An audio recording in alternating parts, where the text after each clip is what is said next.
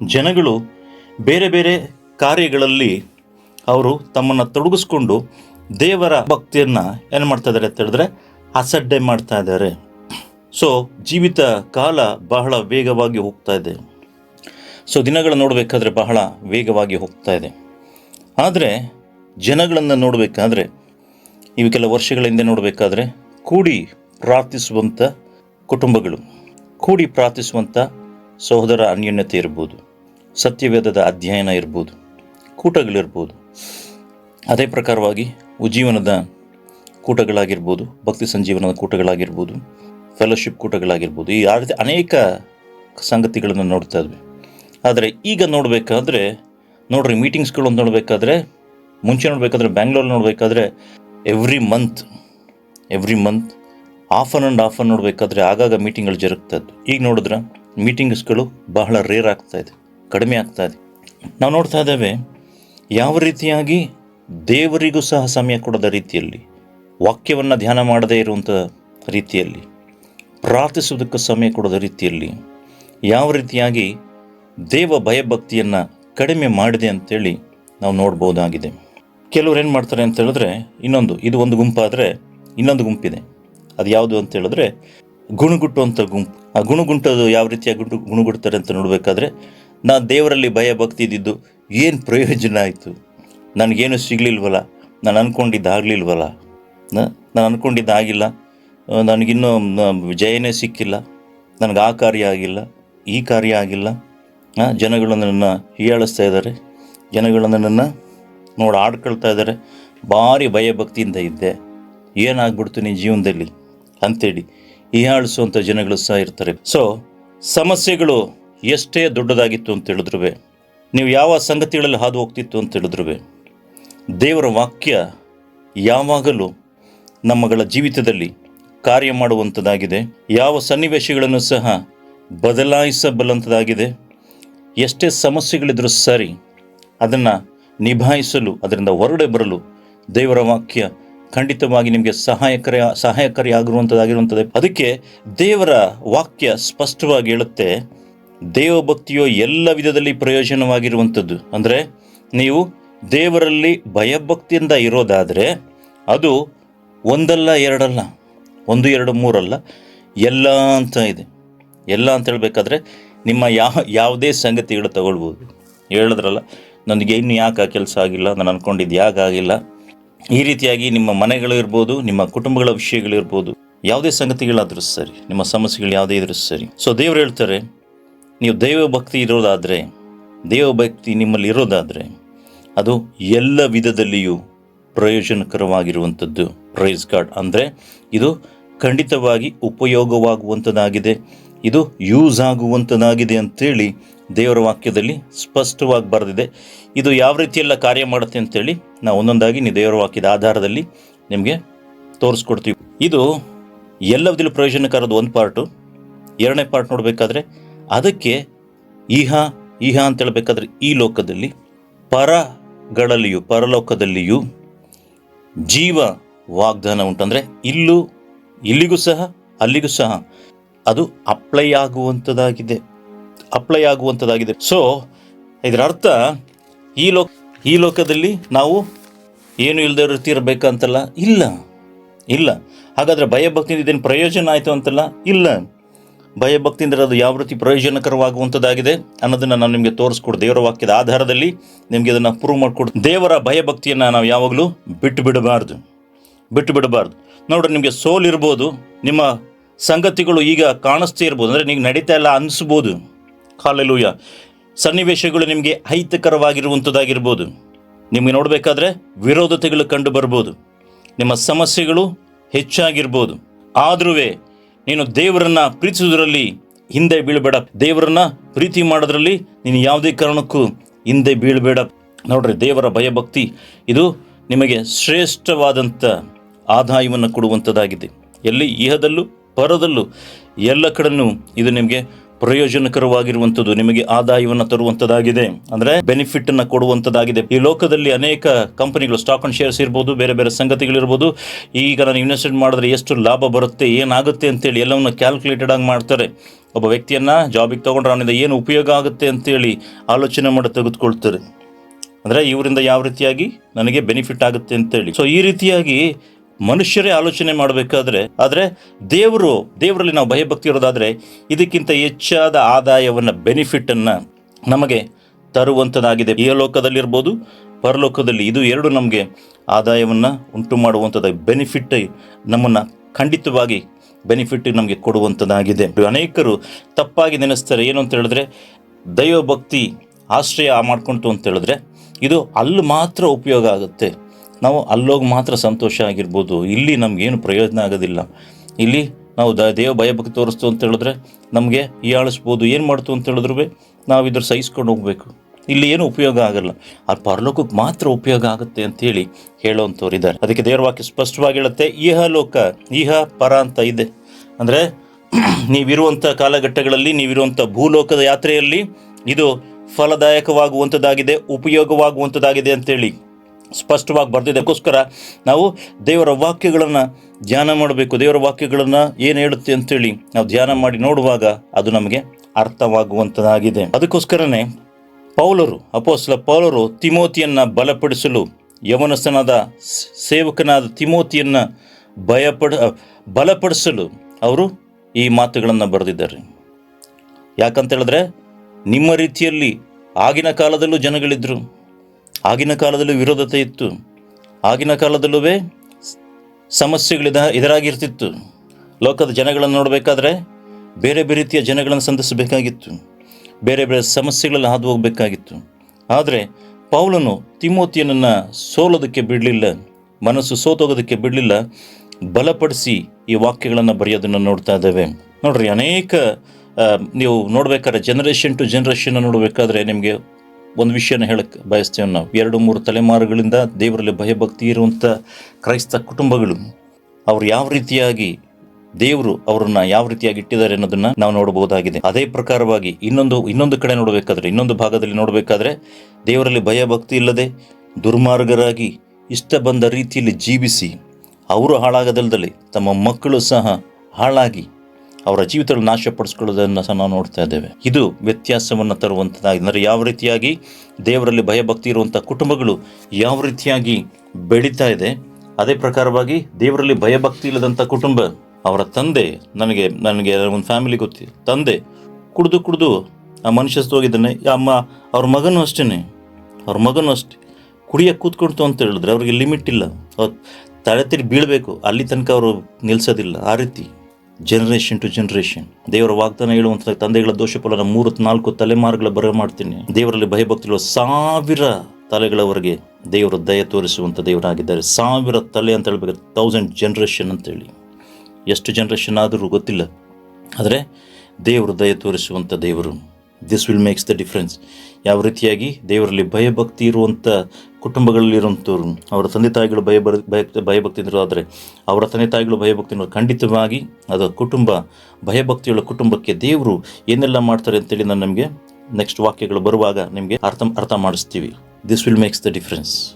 ಯಾವ ರೀತಿಯಾದಂಥ ಜೀವಿತವನ್ನು ಮಾಡ್ತಾ ಇದ್ದೀರಾ, ಒಮ್ಮೆ ಆಲೋಚನೆ ಮಾಡಿ ನೋಡ್ರಿ. ಬೇರೆಯವ್ರಿಗಿಂತ ಕ್ರೈಸ್ತರು ಅಂತೇಳ್ಬಿಟ್ಟು ಕ್ರೈಸ್ತರು ಅವ್ರಿಗೆ ತುಂಬ ಹೋರಾಟಗಳು, ಕಷ್ಟಗಳು ಬರುತ್ತೆ. ಯಾಕೆ ಅಂತಲೂ ಹೇಳ್ತೀನಿ.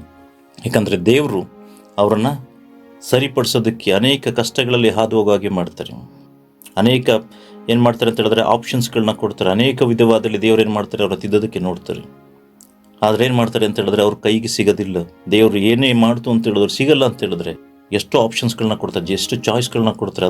ಅದಕ್ಕೂ ಅವ್ರು ಮಾಡಲಿಲ್ಲ ಅಂತ ಹೇಳಿದ್ರೆ ದೇವರು ಬಲಾತ್ಕಾರ ಮಾಡೋದಿಲ್ಲ.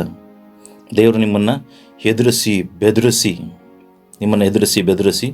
ಹಂಗೆ ಮಾಡ್ತೀನಿ ಹಿಂಗೆ ಮಾಡ್ತೀನಿ ಅಂತ ಇಲ್ಲ. God is A god of gentle god. ದೇವರು ಜೆಂಟಲ್ ಗಾಡ್ ಆಗಿದ್ದಾರೆ. ಹಾಗಾಗಿ ದೇವರು ನಿಮ್ಮನ್ನ ಹಂಗೆ ಮಾಡ್ತೀನಿ ಹಿಂಗೆ ಮಾಡಿಸಿ ಎದುರಿಸಲ್ಲ ದೇವರು ಅದಕ್ಕೆ ದೇವರ ವಾಕ್ಯಗಳಲ್ಲಿ ಬರೆದಿದ್ದಾರೆ. ಏನು ಮಾಡಿದ್ರೆ ಏನಾಗುತ್ತೆ, ಯಾವ ರೀತಿಯಾದ ಕಾರ್ಯಗಳನ್ನ ಮಾಡಿದ್ರೆ ಏನಾಗುತ್ತೆ, ಯಾವ ರೀತಿಯಾಗಿ ಇರಬೇಕು ಅಂತೇಳಿ ದೇವರ ವಾಕ್ಯದಲ್ಲಿ ಸ್ಪಷ್ಟವಾಗಿ ಬರೆಸಿದ್ದಾರೆ. ಅದನ್ನ ನೀವು ಅರ್ಥ ಮಾಡ್ಕೊಂಡು ಜೀವಿಸಿದ್ರೆ ಖಂಡಿತವಾಗಿ ನಿಮ್ಮ ಜೀವಿತಗಳು ಬದಲಾಗುವಂತದ್ದಾಗಿದೆ. ಸೊ ತಿಮೋತಿಯನಿಗೆ ಯಾವ ರೀತಿಯಾಗಿ ಪೌಲರು ನಾವು ಇಲ್ಲಿ ಬಲಪಡಿಸೋದನ್ನು ನೋಡ್ತಾ ಇದ್ದೇವೆ. ಪ್ರಿಯ ಸೋದರ ಸೋದರಿಯರೇ, ಪರಲೋಕದಲ್ಲಿ ದೇವರು ಭಯಭಕ್ತರಿಗೆ ಖಂಡಿತವಾಗಿ ಅವ್ರನ್ನ ಆಶೀರ್ವದಿಸುವಂಥ ದೇವರಾಗಿದ್ದಾರೆ. ಇದು ಉಪಯೋಗವಾಗುವಂಥದ್ದಾಗಿದೆ ಅಂತೇಳಿ ನಿಮ್ಗೆ ಹೇಳಿದ್ವಿ. ದೇವರ ವಾಕ್ಯ ಹೇಳುತ್ತೆ, ಡ್ಯೂಟನಮಿ ಚಾಪ್ಟರ್ 4 ವರ್ಸ್ 40 ಈ ರೀತಿಯಾಗಿ ಹೇಳುತ್ತೆ, 4:40 ಈ ರೀತಿಯಾಗಿ ಹೇಳುತ್ತೆ, ನಿಮ್ಮ ದೇವರಾದ ಯೆಹೋವನು ನಿಮಗೆ ಕೊಡುವ ದೇಶದಲ್ಲಿ ನೀವು ಸದಾಕಾಲ ಬಾಳುವಂತೆಯೂ ನಾನು ನಿಮಗೆ ಈಗ ತಿಳಿಸಿದ ಆತನ ಆಜ್ಞಾವದಲ್ಲಿ ನೀವು ಅನುಸರಿಸಿ ನಡೆಯಬೇಕು. ಹಲ್ಲೆಲೂಯಾ. ಅಂದರೆ ಯಾವ ರೀತಿಯಾಗಿ ಭಯಭಕ್ತಿಯಿಂದ ನಡಿಬೇಕು ಅನ್ನೋದನ್ನು ಇಲ್ಲಿ ದೇವರ ವಾಕ್ಯದಲ್ಲಿ ದೇವರು ಹೇಳೋದನ್ನು ನಾವು ನೋಡ್ತಾ ಇದ್ದೇವೆ. ಈ ದೇವ ಭಯಭಕ್ತಿ ಏನೆಲ್ಲ ಮಾಡುತ್ತೆ ಅಂಥೇಳಿ ಒಂದೊಂದಾಗಿ ನಾವು ನಿಮ್ಗೆ ಹೇಳೋದಕ್ಕೆ ಬಯಸ್ತೇವೆ. ನೋಡ್ರಿ, ದೇವ ಭಯಭಕ್ತಿ ಏನು ಮಾಡುತ್ತೆ ಅಂತ ಹೇಳಿದ್ರೆ, ಇದು ನಿಮ್ಮನ್ನು ಕಾಪಾಡುವಂಥದ್ದಾಗಿದೆ, ಸಂರಕ್ಷಣೆಯನ್ನು ಕೊಡುವಂಥದ್ದಾಗಿದೆ. ಉದಾಹರಣೆಗೆ ನೋಡುವಾಗ ಸೊದೋಮ್ ಗೊಮೋರವನ್ನು ಸೊದೋಮ್ ಗೊಮೋರ ಮೇಲೆ ಬೆಂಕಿಯನ್ನು ಹಾಕಬೇಕು ಅಂತೇಳಿ ಆ ಪಟ್ಟಣವನ್ನು ನಾಶ ಮಾಡಬೇಕು. ಯಾಕಂತೇಳಿದ್ರೆ ಅಲ್ಲಿದ್ದ ಪಾಪದ ಬಹು ಮಿತಿ ಮೀರೋದ್ರಿಂದ ಅದನ್ನು ನಾಶ ಮಾಡಬೇಕು ಅಂತೇಳಿ ಸೊದೋಮ್ ಗೊಮೋರ ಮೇಲೆ ಬೆಂಕಿಯನ್ನು ಹಾಕಬೇಕಾದ್ರೆ ಅಲ್ಲಿ ಲೋಟನು ದೇವರಲ್ಲಿ ಭಯಭಕ್ತಿಯಿಂದ ಇದ್ದಂಥ ಕಾರ್ಯ ನೋಡ್ತೇವೆ. ಯಾವ ರೀತಿಯಾಗಿ ಅಂತ ನೋಡಬೇಕಾದ್ರೆ, ತನ್ನ ಆಶ್ರಯಕ್ಕೆ ಬಂದಿರೋನ್ನ ಬಿಟ್ಕೊಡೋಕ್ಕೆ ಒಪ್ಪೋದಿಲ್ಲ. ಅಂದರೆ ನನ್ನ ಆಶ್ರಯಕ್ಕೆ ಬಂದರೆ ಇವ್ರನ್ನ ಬಿಡಬಾರ್ದು. ಇದು ದೇವರ ದೃಷ್ಟಿಯಲ್ಲಿ ಇದು ಭಯಭಕ್ತಿಯಿಂದ ಇರೋದನ್ನು ಸೂಚಿಸುವಂಥದ್ದಾಗಿದೆ. ಈಸಿಯಾಗಿ ಬಿಟ್ಬಿಡ್ಬೋದಾಗಿತ್ತು. ಯಾಕೆ ನೋಡ್ಬೇಕಾದ್ರೆ ಅಲ್ಲಿ ಯಾಕೆ ಸೊದೋಮ್ ಗೊಮೋರ ಯಾಕೆ ದೇವರ ದೃಷ್ಟಿಯಲ್ಲಿ ಅಷ್ಟು ಇದಾಗಿತ್ತು ಅಂತ ನೋಡಬೇಕಾದ್ರೆ ನೀವು ಅದನ್ನು ಓದೋರು ಅರ್ಥ ಆಗುತ್ತೆ. ಹೋಮೋಸೆಕ್ಷುಯಲ್ ಆ ಲೈಂಗಿಕತೆ ವಿಷಯಗಳಲ್ಲಿ ಏನೋ ಪುರುಷನು ಹೆಂಗಸರು ತುಚ್ಛವಾದ ಕಾಮಾಭಿಲಾಷೆಗೆ ಒಳಗಾಗಿ ಅಲ್ಲಿ ಇರೋದನ್ನು ನೋಡ್ತೇವೆ. ಈ ಹೋಮೋಸೆಕ್ಷುಯಲ್ ಇದು ಭಯಂಕರವಾಗಿ ದೇವರಿಗೆ ಕೋಪ ತರಿಸುವಂಥ ಸಂಗತಿ. ಸೊ ಹಾಗಾಗಿ ಇದು ನಾಶ ಮಾಡೋದಕ್ಕೆ ಬರಬೇಕಾದ್ರೆ ಲೋಟನ ಸಂಗತಿಯನ್ನು ನೋಡಬೇಕಾದ್ರೆ ಲೋಟನನ್ನು ದೇವರು ಬಚಾವ್ ಮಾಡೋದನ್ನು ನೋಡ್ತೇವೆ. ದಟ್ ಮೀನ್ಸ್ ದೇವರಲ್ಲಿ ನೀವು ಭಯಭಕ್ತಿ ಇರೋದಾದರೆ ಎಷ್ಟು ಜನಗಳ ಮಧ್ಯೆ ಇದ್ರೂ ಸರಿ, ಯಾವ ಪಟ್ಟಣದಲ್ಲಿದ್ದರೂ ಸರಿ, ಯಾವ ಹಳ್ಳಿಲಿದ್ದರೂ ಸರಿ, ಯಾವ ಗ್ರಾಮದಲ್ಲಿದ್ದರೂ ಸರಿ, ಯಾವ ಬೀದಿಯಲ್ಲಿದ್ದರೂ ಸರಿ, ಯಾವ ಮನೆಯಲ್ಲಿದ್ದರೂ ಸರಿ, ಇಡೀ ಹಳ್ಳಿನಲ್ಲಿ ಯಾರು ದೇವರ ವಾಕ್ಯ ಪಾಲಿಸೇ ಇದ್ರೂ ಸರಿ, ನೀವೊಬ್ಬರು ಪಾಲಿಸ್ತಾ ಇದ್ರೆ, ನಿಮ್ಮ ಕುಟುಂಬ ಪಾಲಿಸ್ತಾ ಇರೋದಾದರೆ ದೇವರು ನಿಮ್ಮ ಕುಟುಂಬವನ್ನು ಸಂರಕ್ಷಿಸುವಂಥವರಾಗಿದ್ದಾರೆ. ಕಾರಣ ಏನು? ನೀವು ದೇವರಲ್ಲಿ ಭಯಭಕ್ತಿಯುಳ್ಳವರಾಗಿದ್ದೀರಾ. This will makes the difference. ಇದು ವ್ಯತ್ಯಾಸವನ್ನು ಉಂಟು ಮಾಡುವಂಥದ್ದಾಗಿದೆ. ಯಾವ ರೀತಿಯಾಗಿ ಭಯಭಕ್ತಿ ಇದ್ದವ್ರಿಗೂ ಭಯಭಕ್ತಿ ಇಲ್ಲದೇ ಇರೋರ್ಗೂ ಯಾವ ವ್ಯತ್ಯಾಸ ಅಂದರೆ ಇದೇ ವ್ಯತ್ಯಾಸ.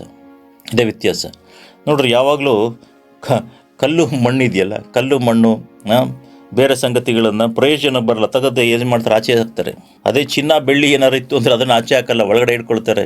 ದಟ್ ಮೀನ್ಸ್ ವಿಶೇಷವಾಗಿರುವಂಥದ್ದಕ್ಕೆ ಸ್ಪೆಷಲ್ ಪ್ರೈಸ್ ಇರುವಂಥದ್ದಾಗಿದೆ, ವಿಶೇಷ ಬೆಲೆ ಇರುವಂಥದ್ದಾಗಿದೆ. ಅದಕ್ಕೋಸ್ಕರನೇ ಕಲ್ಲು ಮಣ್ಣು ಥರ ಏನು ಮಾಡ್ತಾರೆ, ಬಿಸಾಕೋದಕ್ಕೆ ಹೋಗೋದಿಲ್ಲ. ಕಲ್ಲು ಮಣ್ಣನ್ನು ಬಿಸಾಕ್ತಾರೆ. ಆದರೆ ಚಿನ್ನ ಬೆಳ್ಳಿ ಏನಾರು ಇತ್ತು, ವಜ್ರ ಇತ್ತು ಅಂತ ಬಿಸಾಕೋಲ್ಲ, ಅದನ್ನು ಸೇಫ್ ಆಗಿ ತಂದು ಒಳಗಡೆ ಇಡ್ತಾರೆ. ಹಲ್ಲೆಲೂಯಾ. ನೋಡಿ, ಯಾವ ರೀತಿ ಬೇಕಾದ್ರೂ ಜೀವಿಸ್ಬೋದು, ಮನುಷ್ಯನ ಜೀವಿತ ಯಾವ ರೀತಿ ಬೇಕಾದ್ರೂ ಜೀವಿಸ್ಬೋದು. ದೇವರು ಏನು ಮಾಡಿದ್ದಾರೆ ಅಂತ ಹೇಳಿದ್ರೆ ಫ್ರೀ ವಿಲ್ನ ಕೊಟ್ಟಿದ್ದಾರೆ. ಫ್ರೀ ವಿಲ್ ಅಂತ ಹೇಳಬೇಕಾದ್ರೆ ನಿಮ್ಮ ಸ್ವ ಇಚ್ಛೆಗೆ ತಕ್ಕಂತೆ, ಅಂದರೆ ನಿಮ್ಮ ಇಚ್ಛೆ ಯಾವುದು ಬೇಕಾದ್ರೂ ಸೆಲೆಕ್ಷನ್ ಮಾಡ್ಕೊಳ್ಬೋದು. ಆಶೀರ್ವಾದ ಶಾಪ ಇರ್ಬೋದು, ಪಾಪ ಇರ್ಬೋದು, ಪರಿಶುದ್ಧತೆ ಇರ್ಬೋದು, ಮರಣ ಇರ್ಬೋದು, ಜೀವ ಇರ್ಬೋದು, ನೀತಿವಂತನಾಗಿರ್ಬೋದು, ಅನೀತಿವಂತನಾಗಿರ್ಬೋದು, ಭಕ್ತಿವಂತ ಇರ್ಬೋದು, ಭಕ್ತಿಹೀನತೆ ಇರ್ಬೋದು. ಯಾವ ರೀತಿ ಬೇಕಾದರೂ ಚಾಯ್ಸ್ ಮಾಡುವಂಥದ್ದನ್ನು ದೇವರು ನಿಮಗೆ ಕೊಟ್ಟಿದ್ದಾರೆ. ಎರಡು ಕೈನಲ್ಲಿ ಎರಡು ಸಂಗತಿಗಳನ್ನ ಇಟ್ಟಿದ್ದಾರೆ, ಒಳ್ಳೆಯದು ಕೆಟ್ಟದ್ದು. ಯಾವುದನ್ನು ಆಯ್ಕೆ ಮಾಡ್ಕೊಳ್ತಿರೋ ನಿಮಗೆ ಬಿಟ್ಟಂಥದ್ದು. ಹಲ್ಲೆಲೂಯಾ. ಸೊ ಯಾವ ರೀತಿ ಬೇಕಾದ್ರೂ ಜೀವಿಸ್ಬೋದು ಪ್ರಿಯ ಸಹೋದರ ಸಹೋದರಿ. ಆದರೆ ವ್ಯತ್ಯಾಸ ಎಲ್ಲಿ ಬರುತ್ತೆ ಅಂತ ಹೇಳಿದ್ರೆ, ಮನುಷ್ಯನ ನೋಡುವಂಥ ದೃಷ್ಟಿ ಬೇರೆ, ದೇವರು ನೋಡುವಂಥ ದೃಷ್ಟಿ ಬೇರೆ. ಮನುಷ್ಯರು ನೋಡುವಂಥ ದೃಷ್ಟಿ ಬೇರೆ, ದೇವರು ನೋಡುವಂಥ ದೃಷ್ಟಿ ಬೇರೆ. ಕೆಲವ್ರು ಏನು ಮಾಡ್ತಾರೆ ಅಂತ ಹೇಳಿದ್ರೆ, ಕೆಲಸ ಮಾಡೋದು ಸ್ಥಳಗಳಿರ್ಬೋದು, ಬೇರೆ ಬೇರೆ ಸಮಯಗಳೇನು ಮಾಡ್ತಾರೆ ಅಂತ ಹೇಳಿದ್ರೆ, ಯಾರು ನೋಡ್ತಾ ಇದ್ರೆ ಮಾತ್ರ ನೀವು ಮಾಡೋಕ್ಕೆ ಹೋಗ್ತಾರೆ ಕೆಲಸದ. ಯಾರು ನೋಡ್ತಾ ಇದ್ರೆ ಮಾತ್ರ ಕೆಲಸ ಮಾಡೋಕ್ಕೆ ಹೋಗೋದು. ಯಾಕಂತ ಹೇಳಿದ್ರೆ ಮನುಷ್ಯನ ಮೆಚ್ಚೋದಕ್ಕೆ ಇಲ್ಲ, ಮನುಷ್ಯನು ಹೊಗಳೋದಕ್ಕೆ ಇಲ್ಲ, ಮನುಷ್ಯನ ಹೇಳ್ತಾನೆ ಅಂತ ಹೇಳ್ಬಿಟ್ಟು. ಯಾರು ನೋಡಲಿ ಬಿಡಲಿ, ದೇವರು ನನ್ನನ್ನು ನೋಡ್ತಾ ಇದ್ದಾರೆ. ನಾನು ದೇವರಲ್ಲಿ ಭಯಭಕ್ತಿ ಇತ್ತು ಅಂತ ಹೇಳಿದ್ರೆ ಯಾರು ನೋಡಲಿ ಬಿಡಲಿ, ನೀವು ನಿಮ್ಮ ಕೆಲಸವನ್ನು ಸರಿಯಾಗಿ ಮಾಡ್ತೀರ. ಹಾಗಾಗಿ ನೀವು ದೇವರನ್ನ ಮೆಚ್ಚಿಸುವವರಾಗಿದ್ದರೆ ಹೊರತು ಮನುಷ್ಯರನ್ನಲ್ಲ. ಅದರ ಅರ್ಥ ನಾವು ದೇವರ ದೃಷ್ಟಿಯಲ್ಲಿ, ದೇವರ ನೋಟದಲ್ಲಿ ನಾವು ಸರಿಯಾಗಿ ನಡೆದುಕೊಳ್ಳೋದು ಬಹಳ ಮುಖ್ಯ. ಅದಕ್ಕೆ ನಾನು ಇನ್ನೂ ಯಾರನ್ನು ಮೆಚ್ಚಿಸ್ತಾ ಇದ್ದೇನೆ? ಮನುಷ್ಯರನ್ನು. ಇನ್ನೂ ನಾನು ಮನುಷ್ಯನ ಮೆಚ್ಚಿಸ್ತಿರೋದಾದರೆ ನಾನು ಕ್ರಿಸ್ತನ ದಾಸನಲ್ಲ ಅಂಥೇಳಿ ದೇವರ ವಾಕ್ಯದಲ್ಲಿ ಬರೆದಿದೆ. ದೇವರ ವಾಕ್ಯ ಈ ರೀತಿಯಾಗಿ ಹೇಳುತ್ತೆ, ದೇವರು ಭಯಭಕ್ತಿ ಉಳ್ಳವರನ್ನ ಶ್ರೇಷ್ಠವಾಗಿ ಕಾಣ್ತಾರೆ.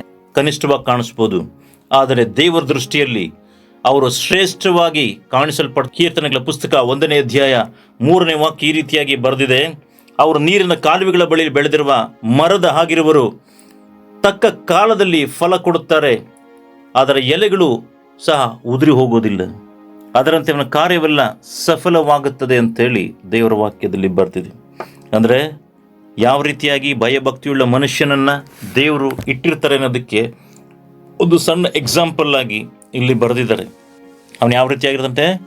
ನೀರಿನ ಕಾಲುವೆಗಳ ಬಳಿಯಲ್ಲಿ ಬೆಳೆದಿರುವ ಮರದ ಹಾಗಿರ್ತಾನೆ. ಅಂದರೆ ಯಾವಾಗಲೂ ಹಸಿರಾಗೇ ಇರ್ತಾನೆ, ಒಣಗೋಗೋದಿಲ್ಲ, ಹಸಿರಾಗೇ ಇರ್ತಾನೆ. ಮತ್ತು ತಕ್ಕ ಕಾಲದಲ್ಲಿ ಫಲ ಕೊಡ್ತಾನಂತೆ, ತಕ್ಕ ಕಾಲದಲ್ಲಿ ಫಲವನ್ನು ಕೊಡ್ತಾನಂತೆ. ಅದರ ಎಲೆಗಳು ಸಹ ಏನಾಗುತ್ತೆ? ಬಾಡ್ ಹೋಗೋದಿಲ್ಲ, ಅದರಂತೆ ಅವನ ಕಾರ್ಯವೆಲ್ಲ ಏನಾಗುತ್ತೆ ಅಂತ ಹೇಳಿದ್ರೆ ಸಫಲ ಆಗುತ್ತಂತೆ. ಇದು ದೇವರ ವಾಗ್ದಾನ. ದೇವರಲ್ಲಿ ನೀವು ಯಾವ ರೀತಿಯಾಗಿ ಭಯಭಕ್ತಿಯಿಂದ ಜೀವಿಸೋರಿಗೆ ದೇವರು ಮಾಡ್ತೀನಿ ಅಂತ ಹೇಳಿದಂತ ವಾಗ್ದಾನ ಇದು ನೆರವೇರುತ್ತೆ. ಎಸ್, ನೆರವೇರುವಂಥದ್ದಾಗಿದೆ ಅನೇಕರ ಜೀವಿತಗಳಲ್ಲಿ. ಅದಕ್ಕೆ ದೇವರ ವಾಗ್ದಾನಗಳು ಎಂದೆಂದಿಗೂ ಬಿದ್ದು ಹೋಗೋದಿಲ್ಲ. 1200ಕ್ಕೂ ಹೆಚ್ಚು ವಾಗ್ದಾನಗಳನ್ನು ದೇವರು ಮಾಡಿದ್ದಾರೆ. ಅದರಲ್ಲಿ ಎಷ್ಟು ಬೇಕಾದ್ರೆ ನೀವು ಹೊಂದ್ಕೊಬೋದು. ಅದಕ್ಕೆ ಚೆಕ್ ಬುಕ್ಕಿಗೆ ಸೈನ್ ಹಾಕೊಟ್ಟಾಗಿ ತಗೊಂಡೋಗಿ ಬ್ಯಾಂಕಿಗೆ ಕೊಟ್ಟರೆ ನಿಮಗೆ ಯಾವ ರೀತಿಯಾಗಿ ಅಮೌಂಟ್ ಕೊಡುತ್ತೋ ಆ ರೀತಿಯಾಗಿ ದೇವರ ವಾಗ್ದಾನಗಳನ್ನು ನೀವು ಹೊಂದ್ಕೊಳ್ಬೋದು ಅಂತ ನಾವು ತಿಳಿಸಿದ್ವಿ. ಇನ್ಸಿಡೆನ್ಸ್ ಅಲ್ಲಿ ನೋಡೋ ಇನ್ಸಿಡೆನ್ಸ್ ನಿಮ್ಗೆ ಎಷ್ಟು ಜನ ಜ್ಞಾಪಕ ಇದೆ ಗೊತ್ತಿಲ್ಲ. ವಿಷ ಅನಿಲ ಬಂದು ಅನೇಕ ನೂರಾರು ಜನಗಳು ಸತ್ತು. ಸೊ ಅದರಲ್ಲಿ ಒಂದು ಫ್ಯಾಮಿಲಿ, ಸೊ ಅವರು ಯಾವಾಗಲೂ ಡೋರ್ನ ಓಪನ್ ಮಾಡಿ ಮಲ್ಕೊಳ್ತಿದ್ರಂತೆ, ಕಿಟಕಿಗಳೆಲ್ಲ ಓಪನ್ ಮಾಡಿ ಮಲ್ಕೊಳ್ತಿದ್ರಂತೆ. ಆದರೆ ಆ ದಿನ ದೇವ್ರು ಏನು ಮಾಡಿದ್ರು ಅಂತೇಳಿ ಅವ್ರಿಗೆ ಒಂದು ಆಲೋಚನೆ ಕೊಟ್ಟರು, ಕ್ಲೋಸ್ ಮಾಡಿ ಅನ್ನೋ ಹಾಗೆ ಒಂದು ಪ್ರೇರೇಪಣೆ ಆಯಿತು. ಕ್ಲೋಸ್ ಮಾಡಿ ಮಲ್ಕೊಂಡ್ರು. ಬೆಳಗ್ಗೆ ಎದ್ದು ನೋಡ್ತಾರೆ ಅನೇಕ ಜನ ಸತ್ತು ಹೋಗಿದ್ದಾರೆ. ಈ ಫ್ಯಾಮಿಲಿ ಏನಾಗಿದೆ? ಎಲ್ಲ ಕ್ಲೋಸ್ ಮಾಡಿದ್ದಾರೆ, ಎಲ್ಲ ಕ್ಲೋಸ್, ಡೋರ್ ಕಿಟಕಿ ವಿಂಡೋ ಓಪನ್ ಇದ್ದು ವಿಂಡೋಗಳು ಕ್ಲೋಸ್ ಮಾಡಿದ್ದಾರೆ. ದೇವರನ್ನು ಸುರಕ್ಷಿತವಾಗಿ ಕಾಪಾಡಿದ್ದಾರೆ. ಅವರು ಟೆಸ್ಟ್ ಮನೆ ಹೇಳಿದ್ದನ್ನು ನಾವಿಲ್ಲಿ ನೋಡ್ತೇವೆ. ಯಾವ ರೀತಿಯಾಗಿ ದೇವರಲ್ಲಿ ಭಯಭಕ್ತಿ ಇರೋದಾದರೆ ಯಾವ ರೀತಿಯಾಗಿ ಅವರ ಕುಟುಂಬ ಕಾಪಾಡಲ್ಪಡುತ್ತದೆ ಅನ್ನೋದನ್ನು ನಾವು ನೋಡ್ತಾ ಇದ್ದೇವೆ. ಸೆಕೆಂಡ್ ಒನ್, ದೇವ ಭಯಭಕ್ತಿ ಏನು ಮಾಡುತ್ತೆ ಅಂತ ಹೇಳಿದ್ರೆ ನಿಮ್ಮನ್ನು ಉನ್ನತಿಗೆ ತೆಗೆದುಕೊಂಡು ಬರುವಂಥದ್ದಾಗಿದೆ ಅಂತ ಹೇಳಿದ್ರೆ ನೀವು ಉನ್ನತಿಗೆ ಬರ್ತೀರಾ, ನೀವು ಹೆಚ್ಚುತ್ತೀರಾ, ಮೇಲಕ್ಕೆ ಬರ್ತೀರಾ. ಯಾವ ರೀತಿ ಅಂತ ನೋಡಬೇಕಾದ್ರೆ ನಿಮ್ಮ ಸಿಚುಯೇಷನ್ ಯಾವ ರೀತಿಯಾಗಿದೆ ನನಗೆ ಗೊತ್ತಿಲ್ಲ, ನಿಮ್ಮ ಸಂಗತಿಗಳು ನನಗೆ ಗೊತ್ತಿಲ್ಲ. ನನಗೆ ಗೊತ್ತಿರೋ ದೇವರ ವಾಕ್ಯ. ಪ್ರಿಯ ಸಹೋದರ ಸಹೋದರಿಯರೇ, ನೀವು ಬಡವರಾಗಿರ್ಬೋದು, ನಿಮಗೆ ತಕ್ಕ ವಿದ್ಯೆ ಇಲ್ಲದಿರ್ಬೋದು, ನೀವು ನೋಡೋದಕ್ಕೆ ಸುಂದರವಾಗಿಲ್ಲದೆ ಇರ್ಬೋದು, ನಿಮಗೆ ಯಾವುದೇ ರೀತಿಯಾದಂಥ ಮನಿ ಪವರ್ ಆಗಿರ್ಬೋದು, ಯಾವುದೇ ರೀತಿಯಾದ ಫ್ಯಾಮಿಲಿ ಬ್ಯಾಕ್ಗ್ರೌಂಡ್ ಇರ್ಬೋದು, ಯಾವುದು ಇಲ್ಲದೆ ಇರ್ಬೋದು, ಇಟ್ ಡಸಂಟ್ ಮ್ಯಾಟರ್. ಇದು ಯಾವುದು ಸಹ ನಿಮಗೆ ಉಪಯೋಗ ಆಗುವಂಥದ್ದಲ್ಲ. ದೇವರು ಒಬ್ಬನನ್ನು ಮೇಲೆತ್ತುವಾಗ ದೇವರಿಗೆ ದೇವರು ನೋಡುವಂಥದ್ದು ಇದ್ದೇನೆ. ದೇವರಲ್ಲಿ ನೀವು ಭಯಭಕ್ತಿಯುಳ್ಳವರಾಗಿದ್ದೀರಾ, ಅದನ್ನು ಮಾತ್ರವೇ ನೋಡ್ರಿ. ಮನುಷ್ಯ ನೋಡೋ ಹಾಗೆ ದೇವರು ಹೊರಗಿನ ತೋರಿಕೆಯನ್ನು ನೋಡೋದಿಲ್ಲ. ಮನುಷ್ಯ ಏನು ಮಾಡ್ತಾನೆ ಅಂತ ಹೇಳಿದ್ರೆ ಹೊರಗಡೆ ಅವನ ಹೈಟು ಫಿಟ್ಟು ಬಾಡಿ ಸ್ಟ್ರಾಂಗ್ ಆಗಿದ್ದಾನ, ಮೆಂಟಲಿ ಸ್ಟ್ರಾಂಗ್ ಇದ್ದಾನ, ಇಂಟೆಲಿಜೆನ್ಸ್ ಆಗಿದ್ದಾನ, ಅವನಿಗೆಲ್ಲ ಎಜುಕೇಷನ್ ಇದೆಯಾ, ಇದೆಲ್ಲ ನೋಡ್ತಾರೆ. ದೇವರದೆಲ್ಲ ನೋಡೋದಿಲ್ಲ. ಹಲ್ಲೆಲೂಯ. ದೇವರು ನೋಡೋದಷ್ಟೇ. ದೇವರಲ್ಲಿ ನೀವು ಭಯಭಕ್ತಿಯುಳ್ಳವರಾಗಿದ್ದೀರಾ. ದೇವರಲ್ಲಿ ಭಯಭಕ್ತಿ ಇರೋದಾದರೆ ಖಂಡಿತವಾಗಿ ನಿಮ್ಗೆ ಏನೇನು ಬೇಕಾಗಿದೆ, ನಿಮ್ದು ಏನೇನೆಲ್ಲ ಕ್ವಾಲಿಟೀಸ್ ಬೇಕಾಗಿದೆ ಅದನ್ನು ದೇವರು ಫಿಲ್ ಮಾಡ್ತಾರೆ. ದೇವರು ಅದನ್ನು ತುಂಬಿಸುವಂಥ ದೇವರಾಗಿದ್ದಾರೆ. ವಿದ್ಯೆಗೆ ತಕ್ಕಂಥ ಉದ್ಯೋಗ ಇಲ್ಲದೆ ಇರ್ಬೋದು, ವೇಗವಾಗಿ ನಾವು ಬೆಳೆಯೋಕ್ಕಾಗ್ತಿಲ್ವಲ್ಲ, ಸುಳ್ಳು ಮೋಸ ಮಾಡ್ಕೊಂಡು ತಲೆ ಮೇಲೆ ಕೈ ಇಟ್ಬಿಟ್ಟು ತಲೆ ಮೇಲೆ ಹೊಡೆದು ಅನೇಕರನ್ನ ತುಣಿದು ಮೇಲ್ಗಡೆ ಬರ್ತಾ ಇದ್ದಾರೆ. ಇಂಥ ಜನಗಳ ಮಧ್ಯದಲ್ಲಿ ನಾವು ಏನು ಮಾಡಬೇಕು, ಯಾವ ರೀತಿಯಾಗಿ ಜೀವಿಸಬೇಕು ಅಂತ ನೀವು ಯೋಚನೆ ಮಾಡ್ತಾ ಇರೋದಾದರೆ ನೀವು ದೈವ ಭಕ್ತಿಯನ್ನು ಅಭ್ಯಾಸ ಮಾಡಿರಿ, ದೇವರಲ್ಲಿ ಭಯಭಕ್ತಿಯನ್ನು ಅಭ್ಯಾಸ ಮಾಡಿರಿ. ಇದು ನಿಮ್ಮನ್ನು ಉನ್ನತಿಗೆ ತರುವಂಥದ್ದಾಗಿದೆ. ನೋಡ್ರಿ, ದಾನಿಯೇಲನು ಯೆರೂಸಲೇಮಿನಲ್ಲಿದ್ದಾಗ ಏನಾಯ್ತು ಅಂತ ಹೇಳಿದ್ರೆ, ಅವನು ದೇವರ ಭಯಭಕ್ತಿಯಲ್ಲಿ ಜೀವಿಸಿದ್ದ. ದಾನಿಯೇಲನು ಯೆರೂಸಲೇಮಿನಲ್ಲಿದ್ದಾಗ ದೇವರ ಭಯಭಕ್ತಿಯಲ್ಲಿ ಜೀವಿಸಿದ್ದ. ಆದರೆ ನೆಬೂಕದ್ನೆಚ್ಚರನು ಯೆರೂಸಲೇಮಿಗೆ ಬಂದಾಗ ಅವನು ಸೈನ್ಯ ಸಮೇತ ಬಂದು ಏನು ಮಾಡ್ತಾನೆ ಅಂತ ಹೇಳಿದ್ರೆ, ಅಲ್ಲಿ ದಾನಿಯೇಲನನ್ನು ಮತ್ತು ಆತನ ಸ್ನೇಹಿತರನ್ನು, ಇನ್ನೂ ಕೆಲವ್ರನ್ನ ಏನು ಮಾಡ್ತಾನೆ ಅಂತ ಹೇಳಿದ್ರೆ ಸೆರೆ ಹಿಡ್ಕೊಂಡು ಹೋಗ್ತಾನೆ. ಸೊ ಅವನು ಯೋಚನೆ ಮಾಡಿರ್ಬೋದು, ದಾನಿಯೇಲ ಯೋಚನೆ ಮಾಡಿರ್ಬೋದು, ನಾನು ಭಯಭಕ್ತಿಯುಳ್ಳವನಾಗಿ ಜೀವಿಸಿದ್ದ ಪ್ರಯೋಜನ ಏನಾಯಿತು? ನಾನು ಇಷ್ಟ ಬಂದ ಹಾಗೆ ಜೀವಿಸ್ಬೋದಾಗಿತ್ತಲ್ಲ, ಆದರೆ ದೇವರು ನನಗೆ ಯಾಕೆ ಹಿಂಗೆ ಮಾಡಿದ್ರು ಅಂತೇಳಿ ಅವನಿಗೆ ಆಲೋಚನೆ ಬಂದಿರ್ಬೋದು. ನೀವು ಒಂದು ವೇಳೆ ದೇವ ಭಕ್ತಿಯುಳ್ಳವರಾಗಿ ನನಗಿಂತ ಯಾವುದೇ ರೀತಿಯಾದ ಭಯಭಕ್ತಿ ತೋರಿಸ್ತಾ ಇರೋರು, ದೇವರಿಗೋಸ್ಕರ ಏನು ಕಾರ್ಯಗಳನ್ನ ಮಾಡದೇ ಇರೋವಂಥವ್ರು, ಮೋಸ ಮಾಡುವಂಥವ್ರು, ವಂಚನೆ ಮಾಡುವಂಥವ್ರು, ಈ ರೀತಿ ಕಾರ್ಯಗಳನ್ನು ಮಾಡಿ ಮೇಲ್ಗಡೆ ಹೋಗ್ತಾ ಇದ್ದಾರೆ. ಆದರೆ ನಾನು ದೇವ ಭಯಭಕ್ತಿ ಇದ್ದುಕೊಂಡು ಪ್ರಯೋಜನ ಏನಾಯಿತು ಅಂತ ನೀವು ಆಲೋಚನೆ ಮಾಡ್ತಾ ಇರೋದಾದರೆ, ಆದರೆ ಇಲ್ಲಿ ದಾನಿಯೇಲ ಒಂದು ತೀರ್ಮಾನ ಮಾಡ್ತಾನೆ. ಅದಕ್ಕೆ ಹೇಳೋದು, ನಿಮ್ಮ ಸನ್ನಿವೇಶಗಳನ್ನು ನೋಡಿ ನೀವು ತೀರ್ಮಾನ ತೆಗೆದುಕೊಳ್ಳೋದಲ್ಲ. ಯಾವಾಗಲೂ ನಿಮ್ಮ ಸನ್ನಿವೇಶಗಳನ್ನು ನೋಡಿ ತೀರ್ಮಾನ ತೆಗೆದುಕೊಳ್ಳೋದಲ್ಲ. ಅದಕ್ಕೆ ಗಾಳಿ ಬಂದ ಕಡೆ ತೂರ್ಕೊಂಡು ಹೋಗಬಾರ್ದು. You should stand firmly. ನೀವು ದೃಢವಾಗಿ ನಿಂತ್ಕೊಳ್ಬೇಕು. ಎಂಥ ಗಾಳಿ ಬಂತು ಅಂತ ಹೇಳಿದ್ರು, ಎಂಥ ದೃಢವಾದ, ಎಂಥ ಶಕ್ತಿಶಾಲಿ ಅಂತ ಗಾಳಿ ಬಂತು ಅಂತ ಹೇಳಿದ್ರು, ನಾನು ಕ್ರಿಸ್ತನಲ್ಲಿ ದೃಢವಾಗಿ ನಿಲ್ತೇನೆ.